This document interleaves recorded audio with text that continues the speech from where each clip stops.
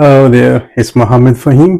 आज हम टेंसेस के बारे में बात करेंगे। हमारे यहाँ सबसे बड़ी प्रॉब्लम ये है कि टेंस का नाम सुनते ही वी गेट कंफ्यूज कि अब क्या होगा। द प्रॉब्लम इज हम लोग हमेशा ट्रेडिशनल तरीके से काम करते हैं और हमेशा उर्दू को दरमियान में ले आते हैं, जिसकी वजह से हमें अंग्रेजी के टेंसेस में की समझने में मुश्किल पेश आती है। So let's move to our white board. आज का हमारा लेसन जो है ये प्रेजेंट इंडेफिनिट के बारे में है, जिसे प्रेजेंट सिंपल भी कहा जाता है। अब इसमें दो चीजें हैं, प्रेजेंट सिंपल, प्रेजेंट इंडेफिनिट। यानी काम मौजूदा जमाने में होता है लेकिन इसके बाद चीजें क्लियर नहीं होती, जिसकी वजह से कंफ्यूजन हो जाती है। And today we are going to learn about that confusion, how to resolve और सॉल्व दिस कंफ्यूजिंग प्रॉब्लम। सबसे पहले टेंस के बारे में बात करते हैं। Tense actually it denotes time, ये वक्त को जाहिर करता है।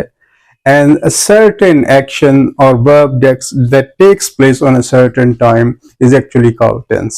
अब ये जो एक्शन है, ये वर्ब है, ये certain time प्रेजेंट में भी हो सकता है, पास्ट में भी हो सकता है, फ्यूचर में भी हो सकता है, और इस चीज को नाम दिया जाता है टेंस का। अब प्रेजेंट सिंपल या प्रेजेंट इंडेफिनिट, इसमें बेसिकली हमने सबसे पहले देखना है कि हमने उर्दू यूज नहीं करनी। हमने ना तो ये देखना है कि उर्दू जुमले के आखिर पर ता रहती है। No, we are not going to discuss that. We are going to find the answer that how we can identify that it's a present simple और प्रेजेंट इंडेफिनिट। इसका बड़ा बेसिक सा रूल है।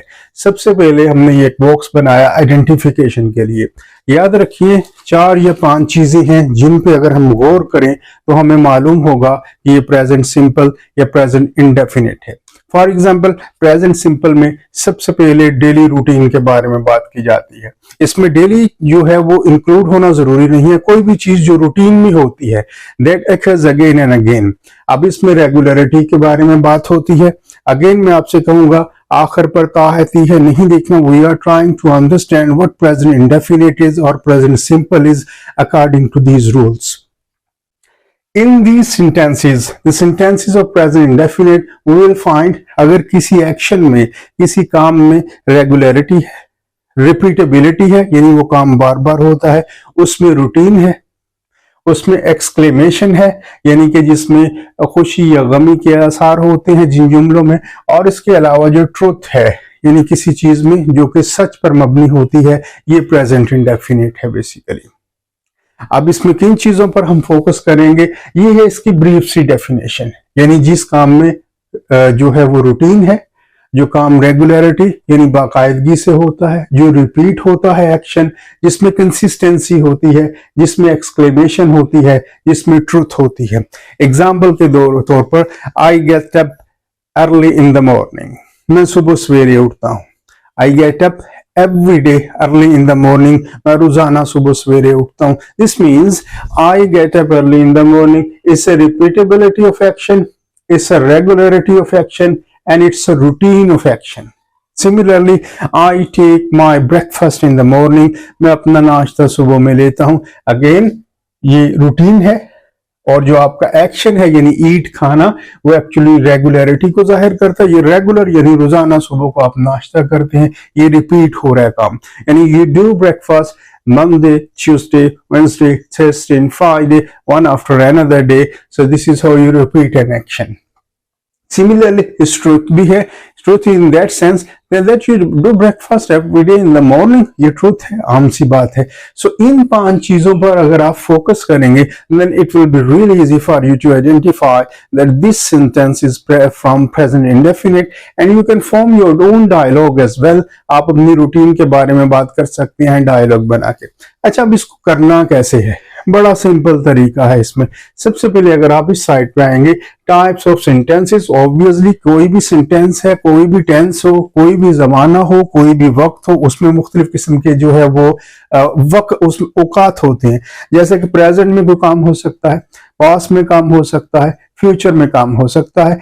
अब इसके सेंटेंसेस किस तरह के हो सकते हैं? सेंटेंसेस बेसिकली 3 टाइप्स के होते हैं जो मोस्ट डोमिनेंट पार्ट है। सबसे पहले सिंपल, उसके बाद नेगेटिव, और उसके बाद इंट्रोगेटिव। प्रेजेंट इंडेफिनिट में the rule is, if you want to make a simple sentence, you do not need to bother a lot. आपको ज्यादा मुशक्कत करने की जरूरत नहीं है। You use your subject. आप जुमले के शुरू में इन the beginning of a sentence you use your subject. Subject क्या है? किसी भी चीज का नाम आ सकता है, जिसे हम नाउन कहते हैं। अगर आप नाउन नहीं है किसी जुमले में तो उसमें प्रोनाउन आ सकता है। प्रोनाउन क्या है, इसके बारे में एक अलग lesson, noun and pronoun parts of speech के नाम से एक अलग लेसन मौजूद है, जिसे आप देख सकते हैं। प्रोनाउन बेसिकली जो भी नाउन की जगह हम इस्तेमाल करते हैं। Pronoun is a word that replaces noun।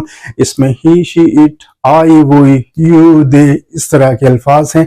हम सबसे पहले सेंटेंस में वो लगाते हैं और उसके बाद जो हमारा वर्ब है, वर्ब की पहली, वर्ब क्या है? वर्ब एक्चुअली एक्शन है। अगर आप इसके बारे में डिटेल से जानना चाहते हैं तो एक और वीडियो मौजूद है जिसमें टाइप्स ऑफ वर्ब के नाम से एक छोटी सी वीडियो आपके लिए तैयार की गई है। वर्ब जो भी आप एक्शन करते हैं, एक्शन क्या है? एक्शन एक काम है, ईट खाना, रन भागना, ये एक्शन है। इसे एक्शन इसलिए कहते हैं, something is going on, an activity is going on, तो इसे एक्शन का नाम दे दिया गया समझने के लिए। तो बड़ा सिंपल है, सिंपल फॉर्म और सिंपल जो हम अपना सब्जेक्ट लगाएंगे सिंपल सेंटेंस बनाने के लिए, फर्स्ट फॉर्म ऑफ वर्ब लगाएंगे और उसके बाद जो भी चीज आ जाए, वो नाउन हो, प्रोनाउन हो, ऑब्जेक्ट हो, ऑब्जेक्टिव हो, आपका पर्पस हो, कोई स्टेटमेंट आपने लगानी हो, मिसाल के तौर पर आई प्ले क्रिकेट। अगर आप कहें आई प्ले, मैं खेलता हूं, सेंटेंस कंप्लीट है। इसके बाद अगर आप अपना पर्पस बयान करना चाहते हैं, I play cricket. I eat, जुमला खत्म। I eat food, I eat bread. I drink, मैं पीता हूं, I drink tea, I drink water, I drink juice, कोई भी चीज ले सकते हैं। और ड्रिंक की जगह आप टेक का वर्ड भी इस्तेमाल कर सकते हैं, I take tea, I take juice, something like that. But normally drink, take जो है वो टी के साथ लगता है, बाकी इसके साथ ड्रिंक लगता है। ये हो गई इसकी सिंपल फॉर्मेशन। एग्जाम्पल के लिए मैंने ये सेंटेंस लिखे, ही प्लेज, वो खेलता है। अब इसमें आप कहेंगे प्ले खेलना है, ये एस कहां से आ गया?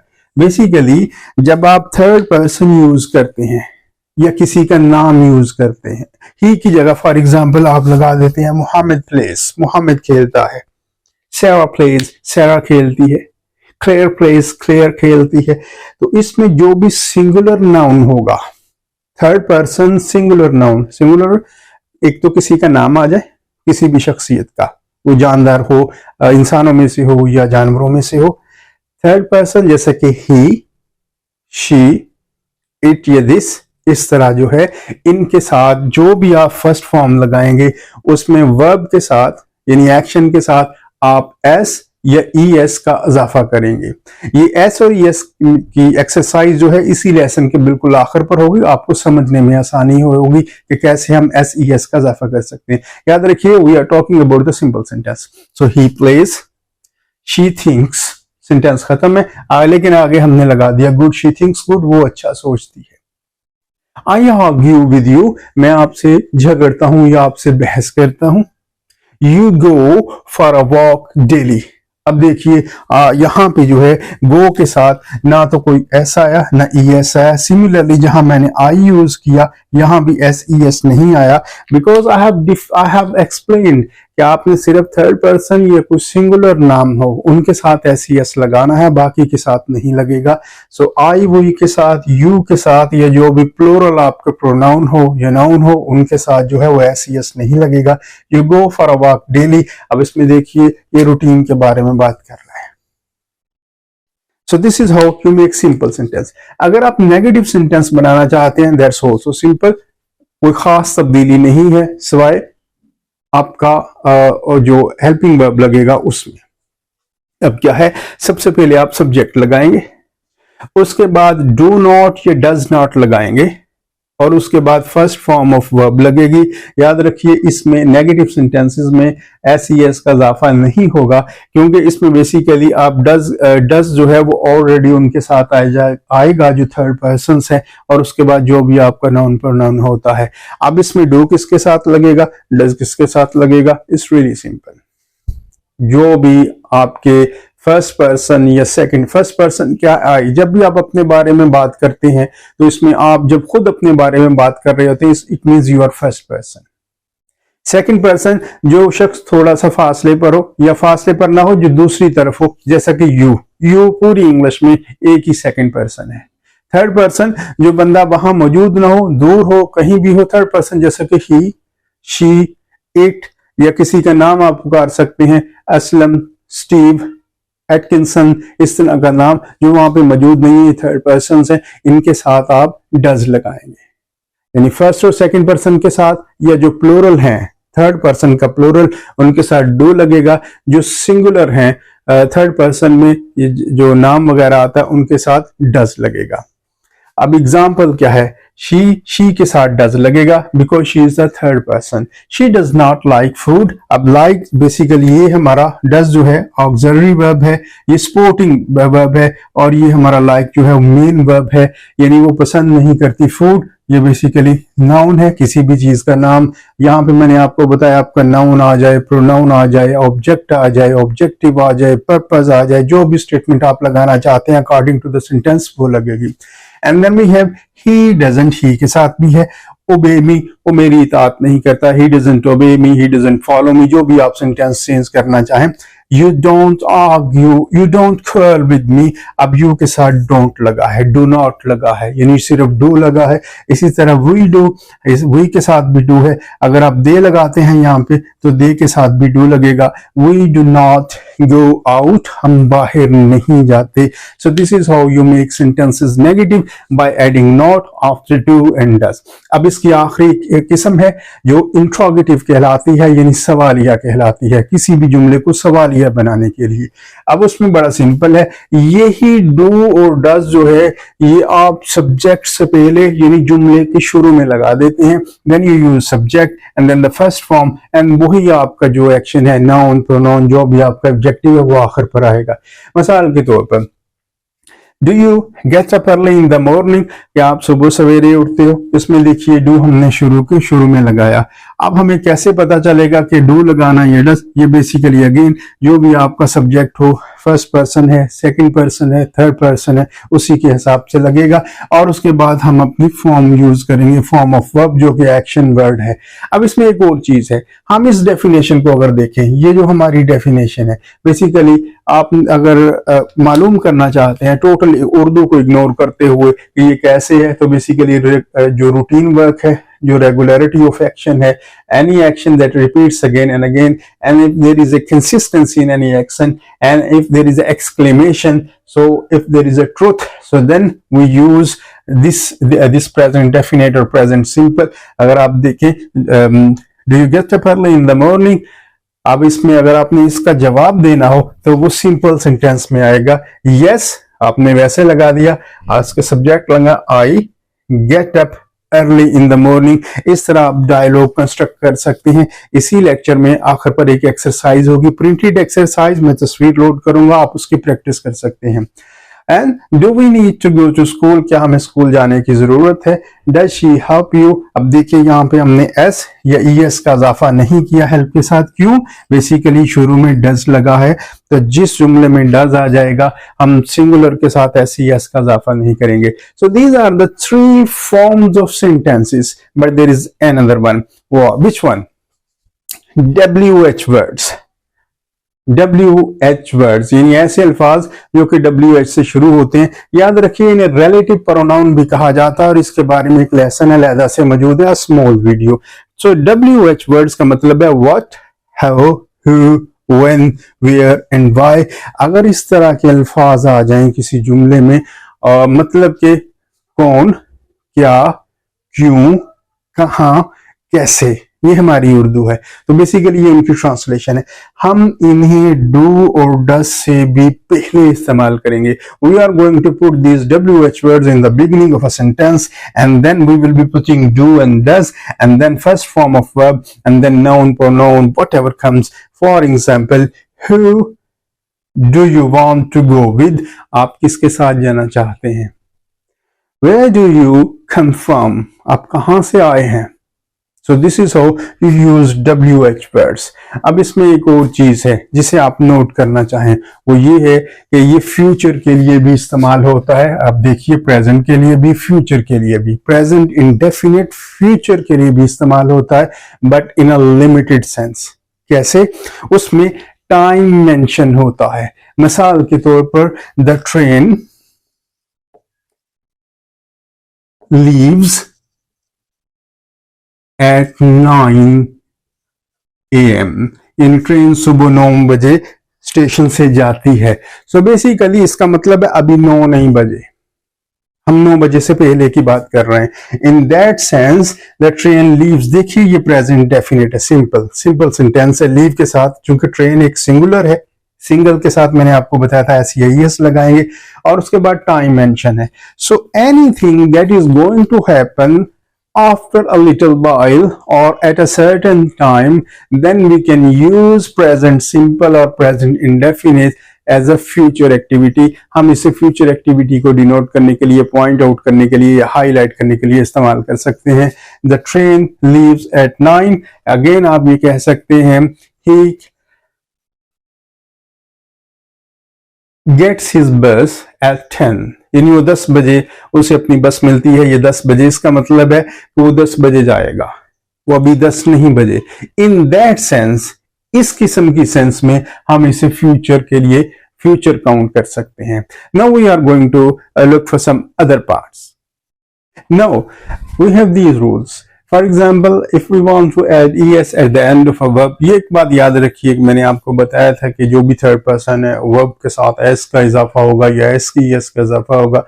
सो we can add S with every verb, जो कि एक्शन दिखाता है, मगर उसमें कुछ कंडीशन है। फॉर एग्जाम्पल, कुछ जो वर्ब्स हैं उनके साथ ही S लगेगा, and the rule is any word with civilian sound, और जिन्हें हम हिसिंग साउंड भी कहते हैं, वही ऐड ES, हम लफ्ज के आखिर पर ES लगाएंगे। अब इसकी एग्जांपल जो है हमारे सामने, फॉर एग्जांपल अगर तो किसी वर्ड के आखिर पर OSS यानी double S, CH, X, TCH, SH, Z जिसे हम Z कहते हैं, अगर वर्ड इन पे इख्तिताम पजीर हो रहा है तो हम ES लगाएंगे। एग्जाम्पल क्या है? वॉच।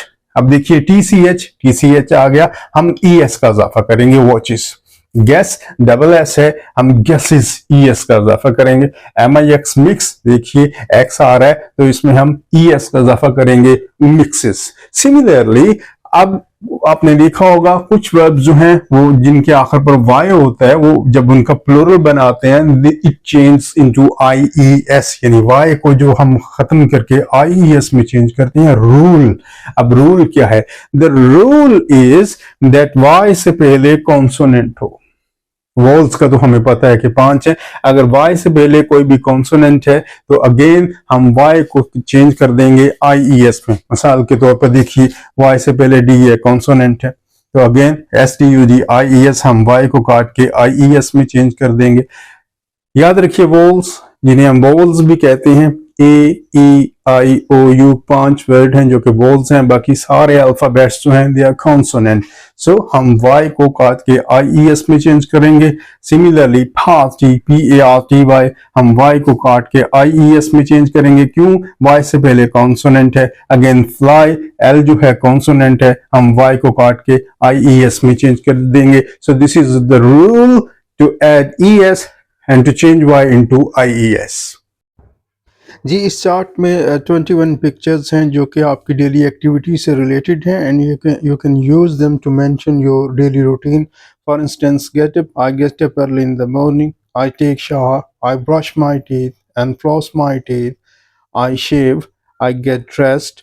और उसके बाद जो फीमेल पिक्चर है, यू कैन सी कि इसमें I wash my face, put on makeup, brush my hair, comb my hair, make the bed या arrange the bed यानी बेड ठीक करना, I get undressed, take a bath, go to bed, sleep, make breakfast, make lunch, make dinner or prepare dinner or cook dinner,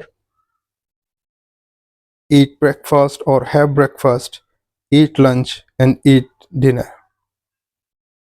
Ji, I have uploaded activity from my book, and the first paragraph it talks about daily activity. जो pictures आपने पहले देखी हैं उन्हीं के मुताबिक आप ये जो है एक्टिविटी कह सकते हैं. I get up early in the morning, I go to washroom, toilet और वॉश माई फेस, माउथ, जो भी आप कहना चाहें.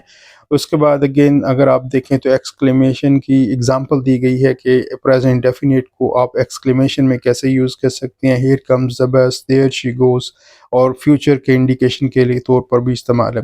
अगर आप देखें तो अनदर एक्टिविटी जो है वो नीचे पैराग्राफ में, why Samuel wakes up early, Samuel क्यों जल्दी उठता है, इसमें ब्लैंक्स दी गई हैं और साथ में एक्शन वर्ड यानी वर्ब प्रोवाइड किया गया है. आप इसके साथ खुद एस या ई एस का इजाफा कर सकते हैं जो कि रूल्स हमने वीडियो में देखे हैं. And then you can obviously mention your daily activity or daily routine in English. So it's very easy to come across with all these concepts, and I hope these will help you to speak good English.